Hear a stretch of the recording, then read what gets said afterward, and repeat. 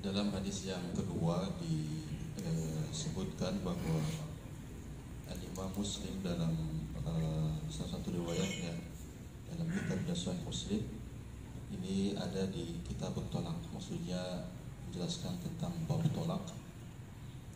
Di situ disebutkan tentang satu kisah, satu cerita, satu riwayat tentang Rasulullah Shallallahu Alaihi Wasallam yang memberikan pilihan kepada istri-istrinya. Memberikan pilihan maksudnya apakah akan tetap bersama Rasulullah atau memilih yang lain. Kemudian Rasulullah Shallallahu Alaihi Wasallam itu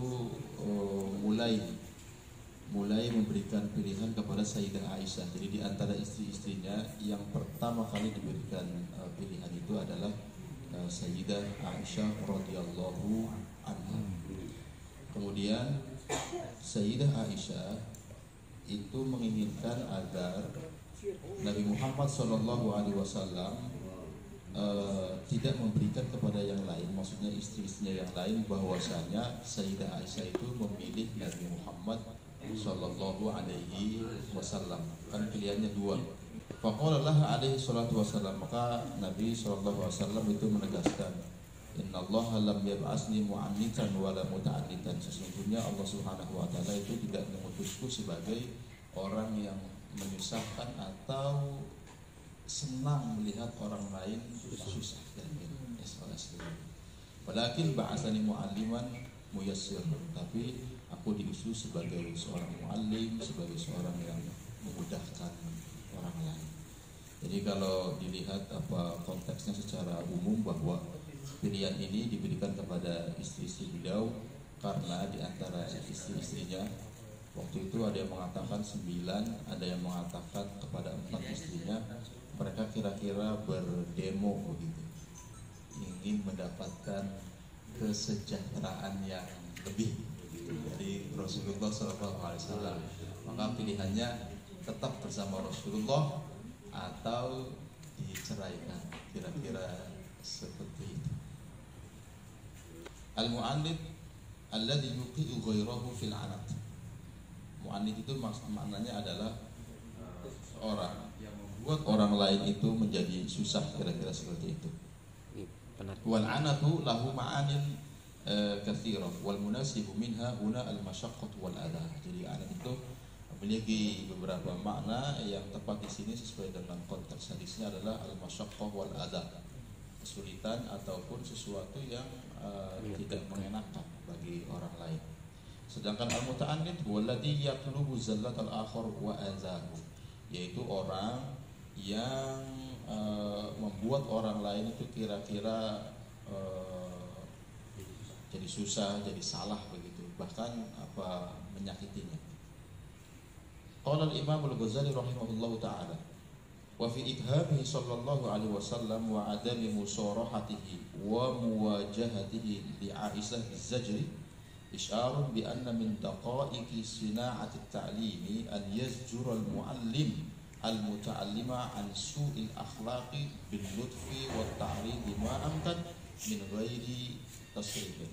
Di sini kan tidak disebutkan secara jelas bahwa Rasulullah SAW itu sedang menegur Sayyidah Aisyah. Kan ini dianggap mungkin kurang baik ya, kata Sayyidah Aisyah, ya Rasul, saya memilihmu, bukan memilih kesejahteraan atau yang lain. Kemudian Sayyidah Aisyah mengingatkan, tolong bahwa saya memilihmu itu jangan diberitahukan kepada yang lain, karena bisa jadi kalau diberitahukan nanti yang lain juga ikut seperti Sayyidah Aisyah. Jadi biarlah pilihannya itu berdasarkan masing-masing, dari masing-masing. Bukan karena nggak enak, tapi di sini Rasulullah itu secara tidak langsung menegur Sayyidah Aisyah. Nggak begitu juga, tapi tegurannya itu sangat-sangat halus, bahkan seolah-olah tidak terlihat, karena hanya mengatakan innallaha lam yab'atsni mu'annitan wala muta'annitan. Saya itu tidak menyusahkan orang lain, tidak juga menginginkan orang lain itu menjadi susah. Itu sebetulnya teguran ya. Tapi di sini Rasulullah SAW menyembunyikan wa fi ibhamihi. Ibham itu maksudnya ada bermusyawarah. Jadi kenapa Rasulullah tidak menegur Sayyidah Aisyah secara langsung, begitu ya. Di sini poinnya isyarun bi anna min daqaiqi sina'ati ta'lim an yazura al-muallim al-muta'allima an sul akhlaq bil lutfi wa ta'lim. Jadi di sini itu apa ya? Seolah-olah Rasulullah ingin menyampaikan bahwa min daqaiqi sina'ati ta'lim. Daqaiq itu berarti apa? Lawan dari zahir begitu. Jadi bahwa di antara sesuatu yang tersembunyi begitu dari disiplin ilmu mengajar. Sina'ah di sini maksudnya fan. Dari disiplin ilmu mengajar, yaitu bahwa ketika ada seorang guru menegur muridnya karena mungkin akhlaknya yang kurang baik, tegurlah dengan lembut. Bahkan kalau memungkinkan itu dita'rid dengan sindiran, jadi tidak secara langsung. Daqaiq sina'ati ta'lim mungkin juga bisa kita maknai sebagai ya kurikulum tersembunyi lah, ada yang tidak disampaikan secara jelas. Karena alasannya fa inna tasriha yahtaqu hijab al-haibah. Karena ketika kita memarahi atau menegur santri, siswa atau murid secara langsung dengan frontal, itu disebutkan yahtaqu hijab al-haibah, bisa merusak, menghancurkan hijab kehormatan seseorang begitu. Bahkan wa yurisul jur'ata 'alal hujumi min khilaf, bisa jadi menyebabkan orang yang ditegur itu jadi melawan balik. Yurisul jur'ah 'alal hujumi min khilaf. Bahkan mungkin ada guru yang berantem dengan muridnya. Wa yuhayyiju al-hirsu 'ala al-israr. Bahkan bisa jadi murid yang ditegur itu bukannya sadar, malah tetap melakukan kesalahannya. Hal ini afadahul Munawi fi Faidil Qadir, dikemukakan oleh Al-Imam Al-Munawi dalam kitabnya Faidul Qadir. Subhanallahil azim. Ini menguatkan kita bagaimana baginda Nabi Shallallahu Alaihi Wasallam menegaskan sikapnya. Kalau boleh saya mengambil poin dari dua hadis ini. Kalau pertama itu legalitas ya, aspek legalitas, maka setelah ada legalnya, maka fakta integritasnya. Jadi sungguh ini bukan main-main ya, tapi iya berurutan iya. Enggak kita bukan, kata Ustaz saya itu biasanya apa? Zaman sekarang itu otak-atik mencocok-cocokan cocokologi. Ini bukan cocokologi, bukan ya. Kalau ada gempa umpamanya, terus buka tanggal berapa? Gitu loh, tanggal berapa, bulan berapa, terus cari berapa itu. Wah, itu ya. Jangan begitu, jangan cocokologi gitu kan. Enggak, tapi ini kita berusaha analisa, merenungkan gitu ya, sesuai dengan yang kita alami. Ini kan ada legalitas dari Allah, baginda Nabi itu Rasul. Maka setelah mendapat legalitas, Rasulullahnya berkomitmen di hadis pertama bahwasanya baginda Nabi lebih konsen untuk belajar mengajar tadi ya, daripada yang tadi baca Quran dan zikir aja begitu ya. Yang kedua, bahwasanya baginda Nabi berkomitmen untuk menjadi guru yang penyayang, yang sabar ya, penuh kelembutan. Ini saya terpukul sekali ini Masya Allah. Saya jauh dari akhlak baginda Nabi ini ya. Luar biasa ini kehalusan budi baginda Nabi Sallallahu Alaihi Wasallam ya, luar biasa ya. Ini yang menarik adalah bahwasanya istri-istri Nabi itu ketidaknyamanan ya. Kok jadi istri Nabi kok malah begini ya. Kira-kira begitu ya. Dapurnya kok nggak ngebul gitu ya. Waduh, kalau istri-istri kiai sekarang mah waduh luar biasa gitu kan. Dulu istri Nabi itu prihatin gitu ya kan, malah Sayyidah Aisyah kan di rumahnya itu biasa kadang-kadang tinggal satu kurma saja ya kan. Yang kemarin saya ceritakan itu bahwasanya seorang dikaruniai 2 anak perempuan itu kalau dididik dibesarkan itu akan menjadi hijab dari siksa api neraka gitu kan. Itu sejarahnya ada tamu ke rumah Sayyidah Aisyah, ibu dan 2 anak perempuan ya kan. Kemudian bingung ini Sayyidah Aisyah ini mau ngasih apa ini, mau ngasih apa coba. Kalau kita coba itu lihat itu, waduh masing-masing satu piring. Jazakumullah Bu Sri ini luar biasa ini, satu orang satu piring coba ini iya kan. Berapa Sayyidah Aisyah di rumahnya cuma tinggal 1 kurma. Akhirnya 1 kurma itu diberikanlah kepada ibu tadi itu. Ya sudah Bu, ini yang adanya 1 kurma ini ya. Nah ibu tadi itu lihat perlakuannya, kurma tadi itu dibagi 2 lalu diberikan kepada putri pertama dan keduanya, sedangkan ibu sendiri itu tidak makan. Nah kemudian itu diceritakan pada Nabi. Kata Nabi, kalau ada yang dikaruniai anak perempuan 2 lalu diurus dan sebagainya, dia akan menghalangi diri dari sisa api neraka. Artinya dia akan mendapatkan surga. Ini gambaran Sayyidah Aisyah itu sederhana sekali ya. Tinggal 1 kurma di rumahnya. Ini gak dibuat-buat itu. Dan begitu juga dengan Sayyidah Zainab, Sayyidah Hafsah, Sayyidah Ummu Habibah, kemudian Ummu Salamah, ya ada Maimunah, kemudian ada Maria, ya dan sebagainya. Itu hampir kira-kira begitulah. Akhirnya mereka kira-kira usul sebetulnya. Saya sih tidak akan protes ya, mungkin usul saja itu usul. Cobalah tingkatkan kesejahteraan kami gitu. Aduh sudah sekian lama jadi guru MN kok begini-begini aja. Bukan kita yang ngomong ya.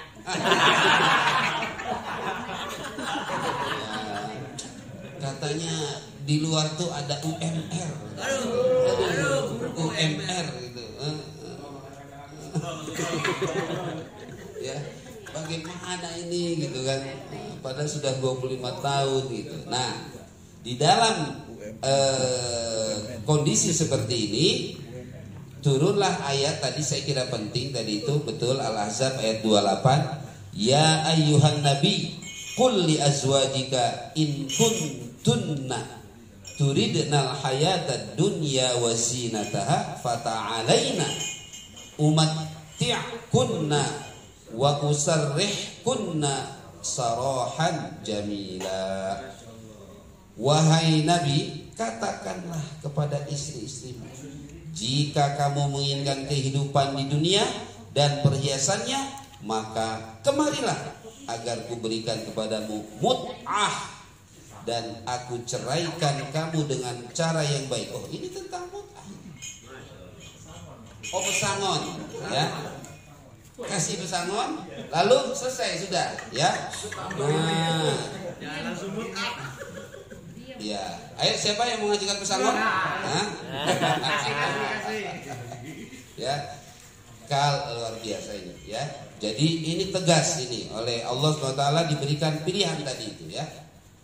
Nah, ini mohon maaf saya ada cerita Abah Kiai Mufasir. Saya diceritakan oleh mendapat dari riwayat yang muktabar lah itu ya. Jadi beliau ketika uzlah dari Cirebon, dari pesantren Buntet sudah memutuskan untuk pindah memulai di Ciamas itu ya begitu ya, beliau mendirikan atau membuka lahan yang ada mata air di situ, kemudian ya sudah mulai dengan kehidupan meninggalkan hal-hal yang duniawi itu. Nah, mohon maaf Ibu Nyai itu merasa aduh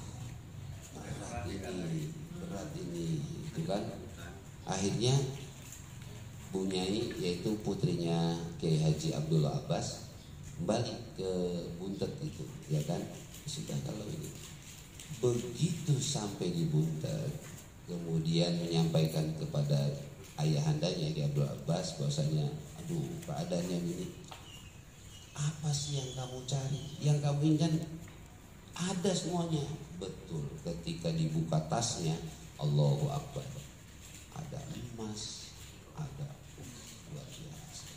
Begitu karomahnya Abah Mufassir, ya. Jadi akhirnya balik lagi ke menemani Abah ke Ciamas tadi. Jadi kalau pengen apa dunia saja, ya. Saya ini persis ya, katanya rata-rata seperti itu. Jadi pilihannya adalah kalau mencintai dunia ya sudah kasih pesangon, tapi udah ya selesai ya. Nah, tapi kalau mencintai akhirat, ayo insya Allah. Ya, berikutnya wa in kuntunna turidnallaha wa rasulahu wad darul akhirata fa innallaha a'adda lil muhsinati minkunna ajran 'azima. Dan jika kamu menginginkan Allah dan Rasulnya dan negeri akhirat, maka sesungguhnya Allah menyediakan pahala yang besar bagi siapa yang berbuat baik di antara kamu. Allahu Akbar. Pas ya, kita punya 4 catur cinta dari Kiai Haji Mufassir. 1, cinta kepada Allah. 2, cinta pada Rasulullah. 3, darul akhirat, cinta akhirat. Ini dalilnya ini. Kemudian yang keempat, cinta solihin. Ini yang bergabung orang yang mencintai Allah, Rasul dan akhirat itu termasuk solihin. Ini dalilnya ini ternyata ini ya. Alhamdulillah diketemu ini. 4 catur cinta itu, cinta Allah, cinta Rasul, cinta akhirat gitu kan. Nah, orang yang cinta Allah, cinta dan akhirat pastilah menjadi golongan orang-orang yang solihin. Maka kita harus mencintai 4 golongan ini. Yang mencintai Allah, Rasulullah dan hari akhirat ya. Nah, inilah Bapak Ibu sekalian, kita diuji nih ya. Ketika kita menjalankan risalah Nabi yaitu sebagai muallim ini, pilihannya ini adalah tadi itu ad-dunya, sertifikasi, impasi, tunjangan, honor. Padahal sekarang honorernya dihapuskan sekarang. Iya kan? Gak ada sekarang udah pemerintah P3K. Ya P3K honorernya dihapuskan dan sebagainya, atau PNS ya. Nah, semua itu adalah pilihan yang harus kita tepat memilihnya. Ternyata pilihan untuk kita mengharapkan ridho Allah, kita cinta Allah, kita cinta Rasulullah dan cinta hari akhirat, itu akan mendatangkan pahala yang besar bagi siapa yang berbuat baik di antara kamu. Masya Allah, menyediakan Allah nanti pahala yang besar. Sudah, pokoknya ini kita mengajar, belajar, mengajar, sudah nanti yakin Allah akan memberikan pahala yang besar fid dini wad dunya wal akhirah. Nah, ini sangat penting sekali. Nah, itu ketika ayat itu diturunkan, nah ini menerangkan dalam hadisnya ini kira-kira Nabi ketika tadi para istrinya itu mengajukan usulan tadi itu, maka dipanggil satu-satu gitu ya. Dipanggil satu. Coba Ibu Aisyah, ternyata pertama kali ya, giliran pertama yang ditanya ya. Jadi kan ada 7 atau 9 gitu ya. Coba Bu Aisyah jadi ditanya, ya pilih siapa? Pilih Allah atau pilih pesangon? Saya pilih Allah saja. Nah, tapi lihat ini biasa kalau kalau cerdas itu banyak ininya. Saya lihat kan terkenal cerdas sekali. Terus akhirnya kan bisik-bisik, ya Rasulullah, udah jangan kasih tahu yang lain. Ya kan gitu. Ada apa namanya? Iya, kan gitu kan. Kira-kira gitu. Kan di situ. Fakhtarathu radhiyallahu anha wa raqibat minhu alla yukhbiru ghairaha annaha iftarat. Tapi tolong ya jawaban saya jangan disampaikan gitu kan. Kira-kira begitu ya. Apa? Nanti yang lain nyontek gitu kan. Gitu kan. Nah, tapi apa yang di tindak lanjut Nabi sallallahu alaihi wasallam? Faqala laha alaihi wasallam, "Innallaha lam yab'atsni mu'annitan wala muta'annitan." Adalah sindiran, tadi betul sangat halus sekali. Nabi tidak marah. Sebetulnya ini kan ya haknya Nabi ya kan, haknya Nabi gitu. Tapi dengan kelembutannya beliau, innallaha lam yab'atsni mu'annitan wala muta'annitan. Tadi apa arti al-anat itu yang paling populer? Al-masyaqqah wal adza. Nah, jadi tidak senang membuat orang susah, susah melihat orang senang. Nah, apa itu? SOS ya? SMS. Susah melihat orang senang, senang melihat orang susah, itu ya, SMS itu ya. Tapi ba'atsani mu'alliman muyassiran, ya, yassiru wala tu'assiru, basyiru wala tunaffiru. Ini kita sepakati ya pointer ini ya.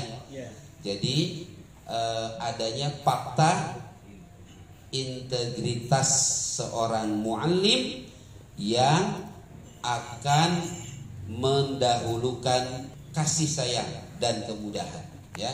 Nah, dan kita jauhkan hal-hal yang menyulitkan, kekerasan dan hal-hal yang menyulitkan. Kalau kita mulai dengan hal ini, saya yakin kalau prosesnya semua ini betul lah, ya kan santri akan senang, betah, yang tadinya juga putus asa dan sebagainya karena mendapatkan kasih sayang dari guru-gurunya ya. Nah, jadi ini sangat penting sekali kita membuat fakta integritas dalam hadis pertama, dan kedua penegasan dan sikap kita ingin menjadi guru yang muyassiron, mualliman muyassiron.